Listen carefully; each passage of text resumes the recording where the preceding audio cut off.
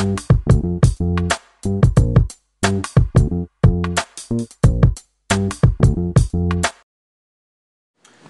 to the Curator's Corner video series at the Delaware Museum of Natural History. At the museum here, just like every museum, the collections are at the core of what we do. These collections are here for researchers to come and use and to make new discoveries about the natural world. Now, what you're used to seeing in the galleries downstairs are things like my friend here, the turkey. And they are mounted in a lifelike, three-dimensional posture. And this is very good for teaching people about the natural world, but it's a little tricky if you want to study it for scientific purposes. The Delaware Museum of Natural History was incorporated in 1956. We opened to the public in 1972, and even before then, our founder, John DuPont, was building the museum's collections. The museum's bird collection has specimens from all over the world. We have a total of 112,000 specimens. 67,000 of them are study skins. One of the things that collections are used for is to help scientists provide material for scientists to study so they can try to understand how the different species of birds around the world are related to. So these are two birds from different continents, but by studying their structure and their skeleton and their behaviors, scientists now know that they're both kingfishers and that they're related to each other.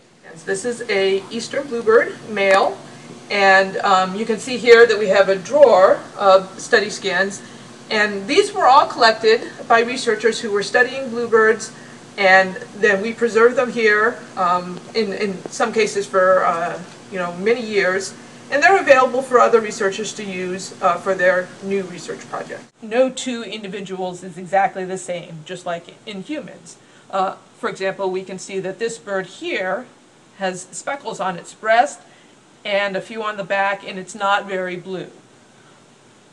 When the bird becomes an adult, so this is a young bird, when it becomes an adult, it gets the characteristic ruddy breast and a nice blue back.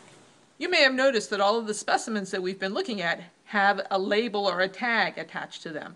And this is the scientific data that goes along with the specimen. Without this data, the specimen is a beautiful specimen, but it can't really be used for scientific research.